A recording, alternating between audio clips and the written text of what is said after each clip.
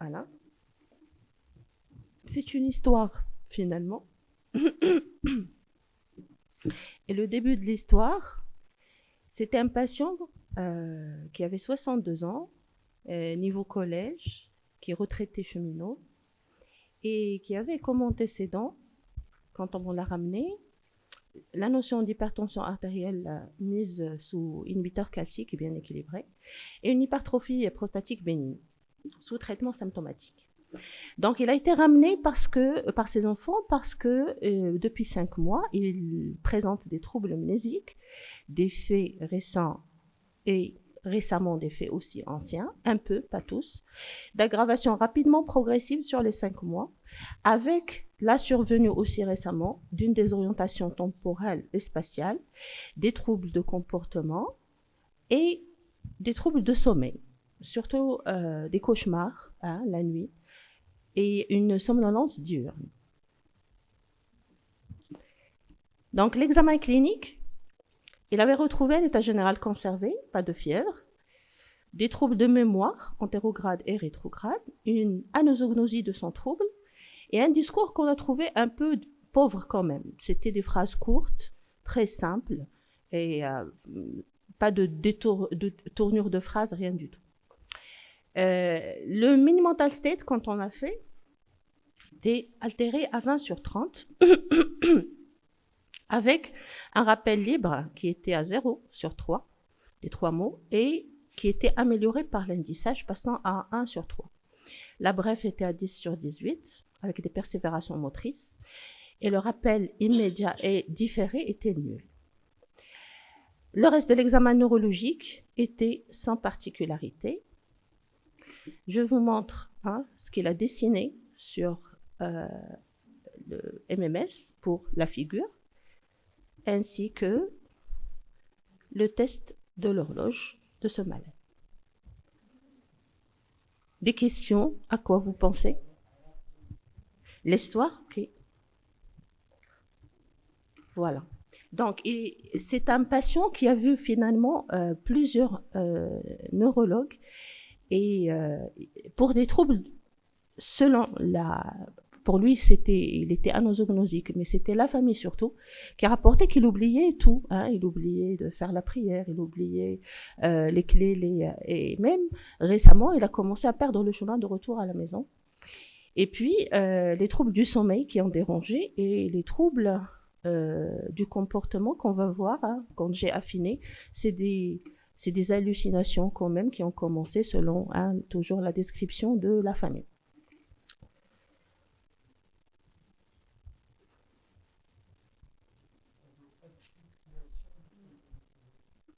Par moment, effectivement, il y avait une confusion. Oui, par moment, il sentait que tout va bien, un peu par rapport à la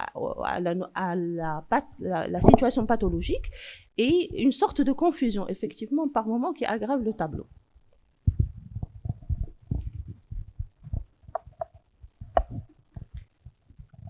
Est-ce qu'il y avait des crises convulsives? Ça va venir. Voilà, c'est une bonne question. Donc, pas besoin d'autres éléments sur l'examen. Vous voulez... Mais c'est juste pour donner la parole à la salle, s'il veut l'interpréter, peut-être le... Oui, voilà. là, oui. Le test de l'horloge, possiblement. Oui. Oui. Finalement, on a des troubles de comportement, on a des troubles mnésiques antéro et rétrogrades, oui. Oui, ça oriente pour vous vers quelle pathologie? J'ai quelqu'un ici qui veut répondre. Pardon, pour les troubles de mémoire antéro-rétrograde avec un rappel différé et immédiat qui est nul, donc c'est plutôt hippocampique. Mais tout ce qui est troubles de comportement, troubles de sommeil, avec la fluctuation de la confusion, ça nous renvoie vers une synucléopathie. Je ne sais pas, est-ce qu'il y a association des deux dans ce sens.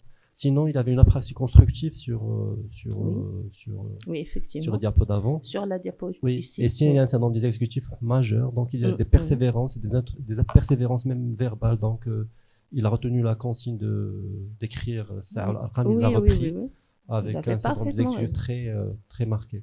Donc il y a une Effectivement. atteinte des circuits sous-corticaux frontaux, atteinte hippocampique associée.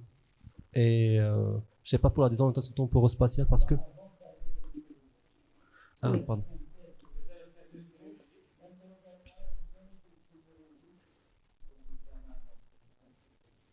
Donc je pense que c'est un trouble de mémoire d'origine corticale, hippocampique, Effectivement. et une atteinte frontale associée. Le gros, c'était des troubles de mémoire. Ah, juste, Mhm. Oui, oui, oui. Enfin, je Est-ce pense que- pas Non, pouvoir non. faire mieux que mon collègue. J'avais juste une question par rapport à l'examen clinique, s'il y avait un syndrome extrapyramidal au niveau de l'examen Non, clinique. non, il Non, n'avait il y en pas de avait syndrome extrapyramidal, Ok. pas d'anomalie des réflexes, pas de syndrome Euh, pyramidal. Pour Dans le quelle diagnostic, optique? Pour une démence à corps de Lévy, Oui. éventuellement, vu. Pas de syndrome parkinsonien. alors, je voulais juste faire une rectification par rapport à ce que dit monsieur.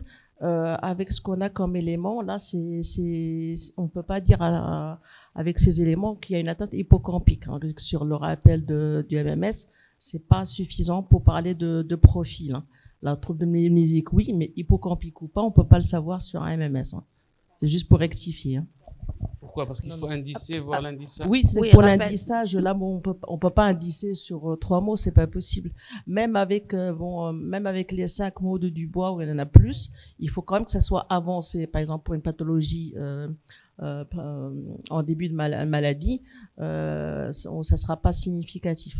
Mais en tout cas, sur un MMS, on peut pas parler de profil hippocampique ou pas hippocampique. Oui. Je- Et aussi, effectivement, 3 mots, 5 mots, ça reste quand même des tests de dépistage. Et le mode d'entrée aussi d'exploration de la mémoire, eh bien, vous avez vu l'exemple de tout à l'heure, c'est une personne qui bute sur les mots. Donc finalement, si on fait que l'exploration verbale, on risque d'avoir une fausse interprétation. Il faut essayer de différents modes d'entrée pour tester la mémoire. Oui, effectivement, je rejoins parfaitement les remarques de Madame Boutbeb et Madame Moutsoukil. Sur le MMS, on n'avait pas mieux, défaut de bilan neuropsychologique à Agadir plus poussé. Donc effectivement, il fallait faire les ESMO possiblement avec les rappels libres, rappels indicés. Et c'est très chronophage pour une consultation de mémoire. Et donc voilà, on s'est limité à ça. Mais effectivement, c'est un élément de dépistage assez pertinent dans le contexte. Très bien. Bon, je pense qu'il ne faut pas se fixer sur les problèmes de la mémoire, puisque vous avez d'autres éléments Oui, importants. oui, oui. D'accord. Donc, il y a ce qui est de l'examen, disons, neurologique, un peu neuropsychologique, et après des explorations. Oui. D'accord. Ici, c'est assez avancé déjà, Mhm. même si vous voulez l'explorer sur le plan de la mémoire, je ne pense pas que vous allez pouvoir le faire. Oui. Et sinon, vous avez pas mal d'éléments. Oui. D'accord. Vous avez une évolution rapide, Mhm. vous avez des troubles de l'orientation temporospatiale. Oui. D'accord. Vous avez, oui, des traumas, mais surtout, vous avez une apraxie constructive Oui. et de gros troubles des fonctions exécutives. Oui. C'est déjà suffisant pour raisonner. Pour localiser aussi, et comme a dit M. Alaoui, il faut d'abord passer par la sémio neuropsychologique avant de faire un raisonnement de localisation. Oui. On peut avancer, ça va? Juste une petite Donc question, vous retenez quoi? une Vous question pratique. allez penser à quoi? Alors, Excusez-moi. question pratique. Nous, MMS, quand les gens ne rappellent pas, on essaie quand même d'indicer un peu, non? Vous faites pas? Même si c'est pas coté. Oui, oui, بين هذوك ثلاثة الكلمات كانت oui, شي oui, حاجة- oui, non? oui, on le fait. Tu n'es oui. pas d'accord? Oui, oui. On le fait, on le fait.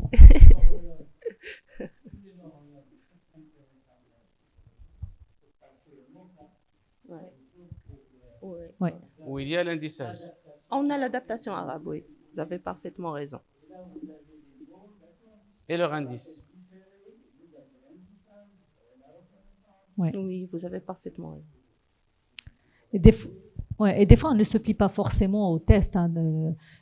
Bon, pour le moral aussi de la personne, il ne faut pas qu'elle reste sur un échec, Exact. malgré que c'est pas indiqué de donner un indice. Et ben on le donne. Bien sûr, on va pas le comptabiliser, mais on a notre petite idée là derrière. Hmm. Donc pour l'horloge, tu veux pas qu'ils c'est déjà fait? Tu veux qu'ils interprètent? Oui, il a interprété, Tu as monsieur, interprété sauf déjà? s'il y a d'autres. Est-ce qu'on peut pas. Voilà. Micro.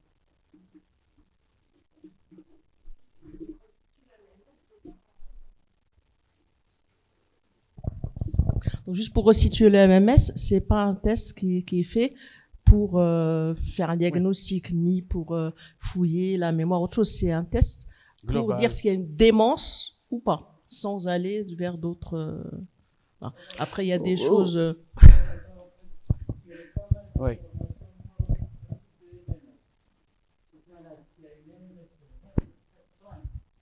Euh, 20 sur 30, oui. Avec une apraxiconstruction. Ah, oui, oui, oui, oui. C'est déjà quelque chose C'est déjà, qui doit oui. attirer l'attention, d'accord. Donc, on peut tirer quand même des informations des tests de base, à condition d'avoir une réflexion clinique. Oui, plutôt En aux fait- éléments qui sont perturbés et le test d'où vient les 10 points qu'il a perdus. Oui, oui, oui, oui.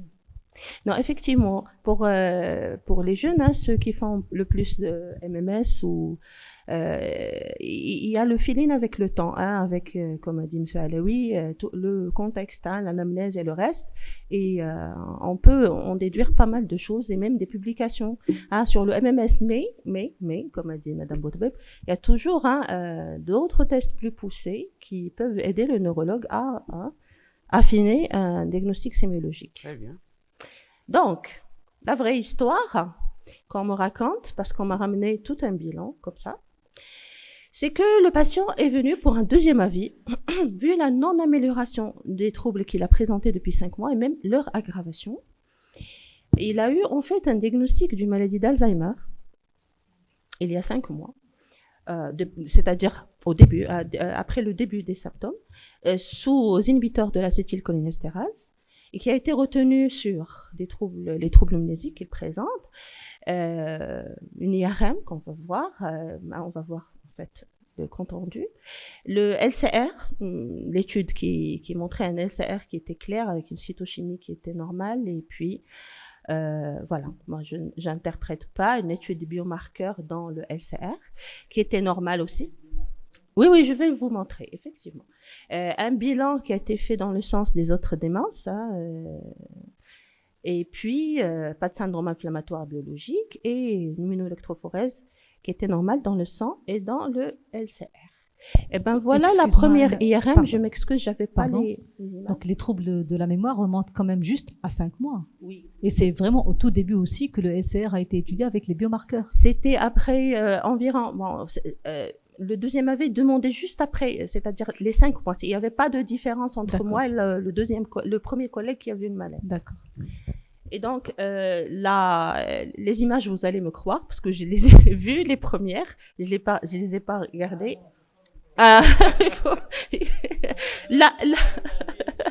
Oui, je suis d'accord. Mais je vous assure qu'il y avait ce qui était écrit sur la conclusion. C'est-à-dire J'étais d'accord. par le radiologue. Non, mais elle j'ai a vu. confirmé, elle a confirmé. Non, j'ai vu. Mais il fallait que vous voyez, vous aurez votre, mais j'ai pas les images. Les stigmates de leucoariose étaient vraiment très, très minimes. Je suis désolée, j'ai pas eu les images les premiers. Et voilà l'analyse des biomarqueurs qui a été faite en montrant, voilà. Oui. Ça a été fait sur Agadir, envoyé à l'extérieur. En France. Oui. C'est Lyon. Non. Oui. Non, c'est pas fait au C'est Maroc. le CHU de Lyon. Non, voilà. Non. Je vous assure que j'ai pas vu Lyon. Oui, moi j'ai vu. C'est à qui on a envoyé aussi. Oui. Non, ça a été fait dans les règles de l'art, d'après ce que j'ai compris. Et voilà, le souci, c'est que quand je revois ça, c'était dans les normes.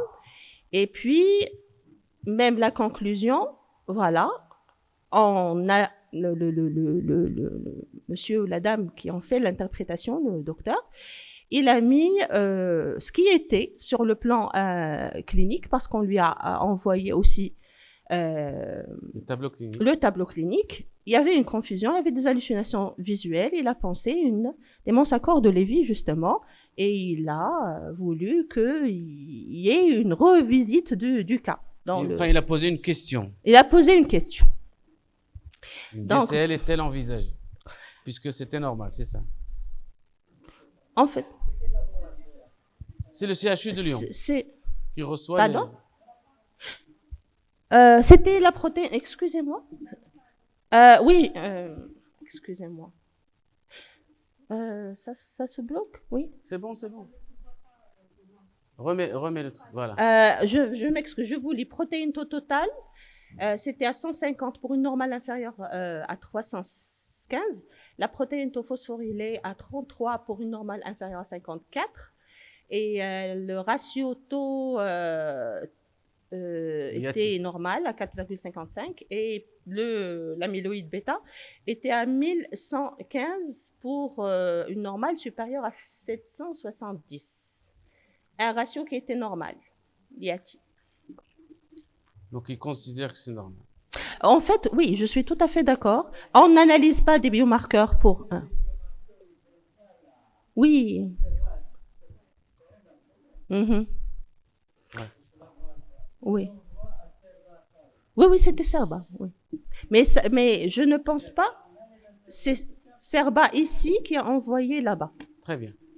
OK.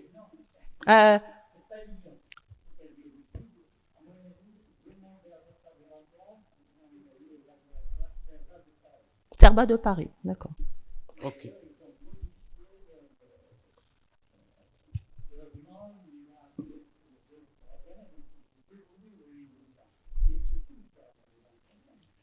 D'accord. Oui. Donc ça, c'est le résultat que toi, tu as eu? Oui, c'est le résultat.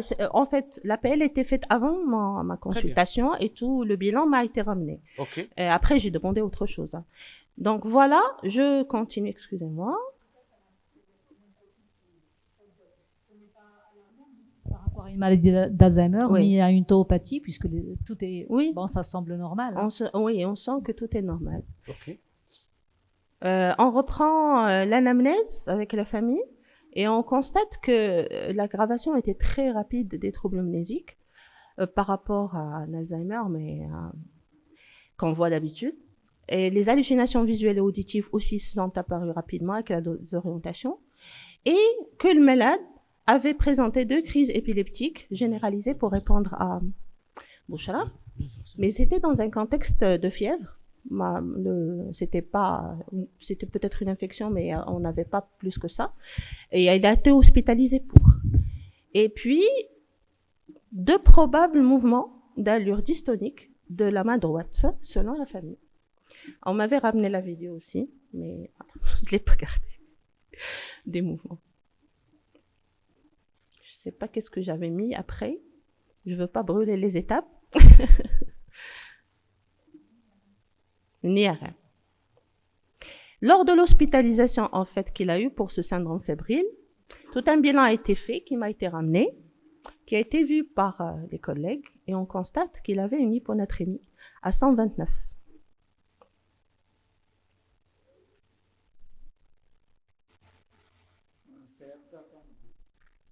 Oui.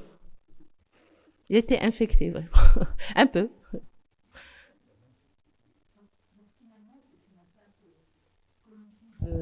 Subaigu, on va dire, ou trop rapide. Donc, rapide. On va pas penser d'emblée au dégénératif, au neurodégénératif. Donc là, on est obligé de chercher et rechercher, voilà. Surtout que si on revient à ce que tu nous as dit maintenant, il y a des mouvements dystoniques et il y aurait des crises d'épilepsie, c'est ça? 2 crises d'épilepsie avec un contexte de fièvre, on ne sait pas, bon, c'est pas chiffré. Donc finalement, il y a quelque chose quand même de somatique qui nous incite à chercher autre chose que du neurodégénératif. Est-ce qu'on doit garder le diagnostic retenu avant? Oui. Je ne sais pas, j'ai pas de montre. On est à quelle heure comme ça? On avance? Non, on peut avancer. Bon, j'ai demandé, voilà, un EG. Et voilà ce que j'ai. Je m'excuse, j'avais pas gardé. C'était un malade de consultation que je n'avais pas hospitalisé. Et puis j'ai gardé juste ce qu'ils m'ont ramené, parce qu'ils ne m'avaient pas ramené. J'ai vu sur le champ, ils l'ont pris, le tracé, donc qui ne montrait pas d'anomalie particulière. Et là, c'était la première IRM qui a été faite. Quelqu'un veut se lancer sur l'IRM?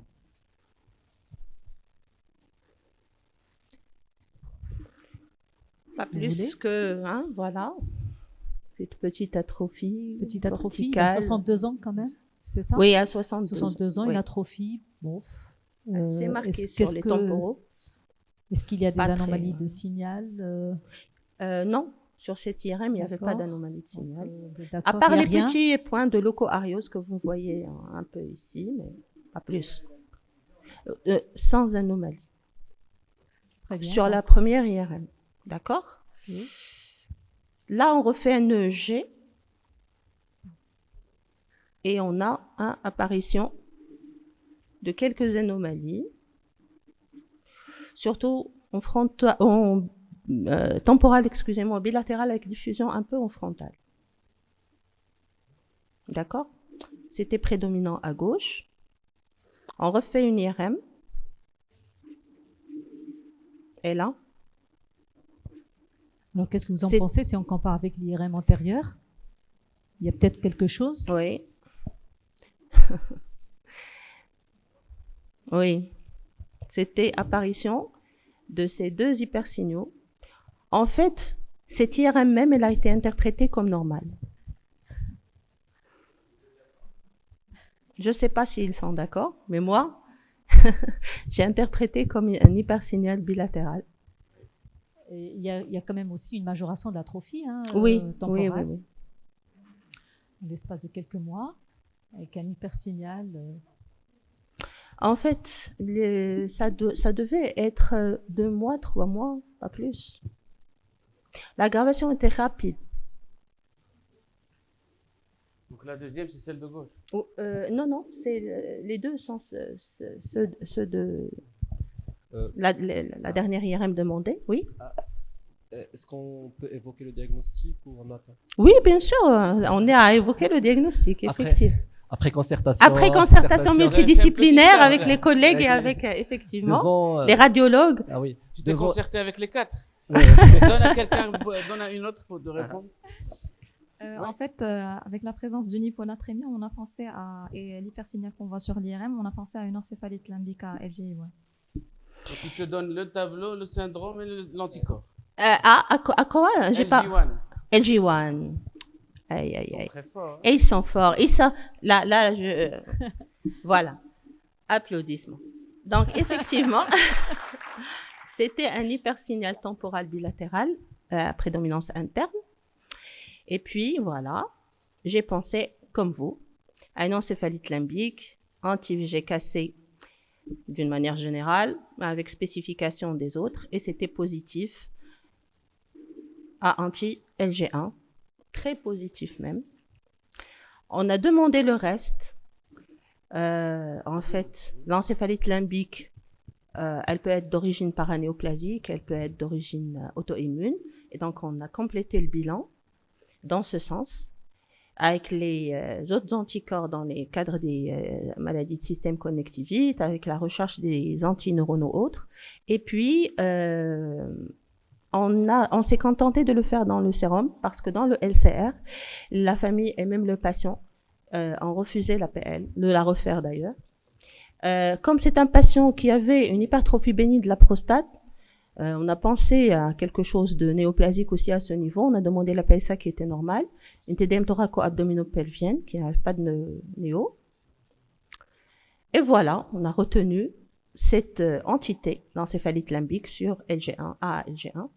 Vu les signes cliniques, vu les anomalies de signal et vu la présence et la positivité des anti-LG1 et la négativité des autres bilans. La suite de l'histoire, c'est qu'il y avait les fluctuations dont a parlé M.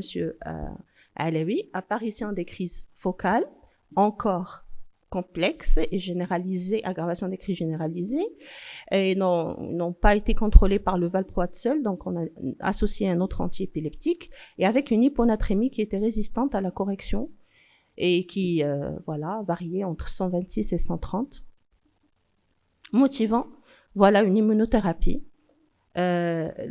Le malade, on a proposé d'abord une cure d'immunoglobuline sur 5 jours, mais par manque de moyens, donc il s'est contenté de 2 jours avec 3 bolus de corticoïdes relayés par une corticothérapie orale. Si je peux me permettre, Oui. Noël, par rapport au valproate de sodium, Oui, je pense que c'est pas la molécule à donner, étant donné cette encéphalopathie. Donc lui-même peut donner une encéphalopathie. Donc plutôt quand on a un doute sur une encéphalite évitée, donc le valproate plutôt préféré, le vétiracétam.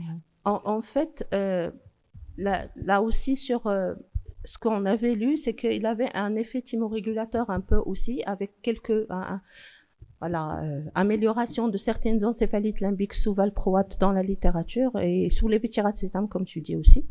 Et donc, on a écrit. Oui, pardon, excusez-moi. Bon, je suis d'accord. Bon, généralement, pour en neurogériatrie, il faut plutôt utiliser le Keppra. Le Keppra, oui. Bon, pour plusieurs raisons, on ne va pas discuter sur Oui. le côté pharmacologique. Mais par contre, je reviens à l'histoire dès le début. Oui.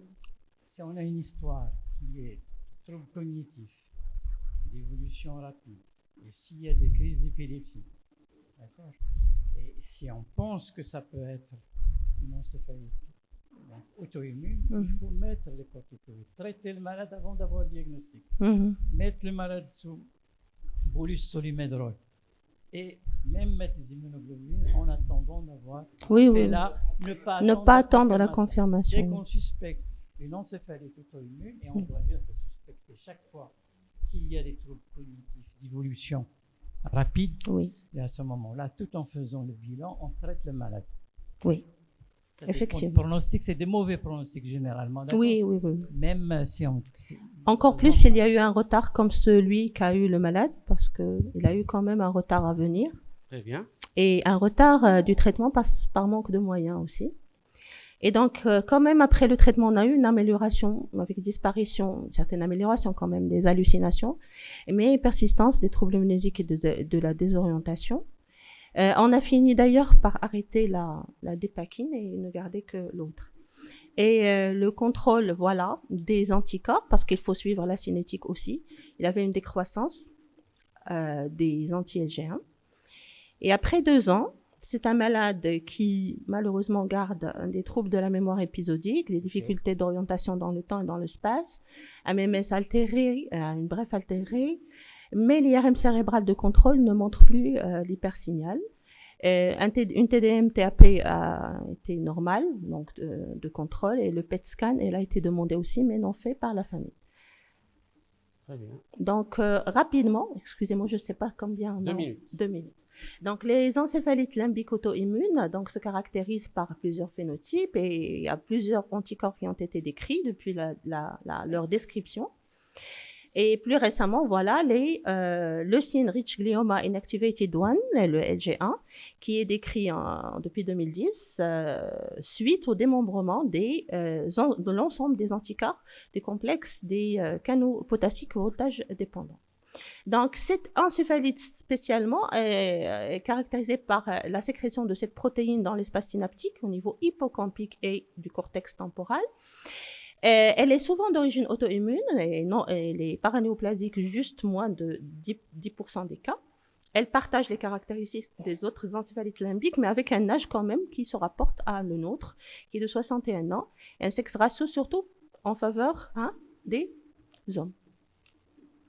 Donc, ça cible le cortex moteur avec des mouvements anormaux que présentait le malade, les crises dystoniques brachiofaciales, et une sécrétion inappropriée d'ADH qui est retrouvée dans 60% des cas. Et parce que cette protéine, elle est exprimée dans l'hypothalamus et dans les reins aussi. Et c'était l'élément auquel il fallait faire attention au cours de son hospitalisation chez ce malade. Les crises d'épilepsie sont plus fréquentes que dans les autres encéphalites limbiques. Et les crises d'épilepsie focale temporale sont fréquentes et précoces dans l'évolution et peuvent être compliquées par l'apparition de crises épileptiques généralisées, souvent avec l'apparition de l'aggravation du déclin cognitif. Les crises dystoniques, très spécifiques, mais sont présentes que chez une minorité des patients à anti-LG1. L'étude de LCR peut être normale dans 40% des cas, je ne sais pas si encéphalite. Pas de consensus, excusez-moi, je conclue rapidement, c'est juste le traitement. Sur le traitement, il faut faire attention. Les options thérapeutiques de première ligne, c'est les corticoïdes, immunoglobulines, échange plasmatique, efficaces chez 80% des cas, mais à condition de les instaurer rapidement. Traitement possible de deuxième ligne, c'est les immunosuppresseurs, le cyclophosphamide, le rituximab, et voilà le choix aussi du valproate. Et seulement un tiers des patients guérissent sans séquelles. L'évolution est corrélée à la décroissance aussi des anticorps sériques. Et voilà. Je vous remercie.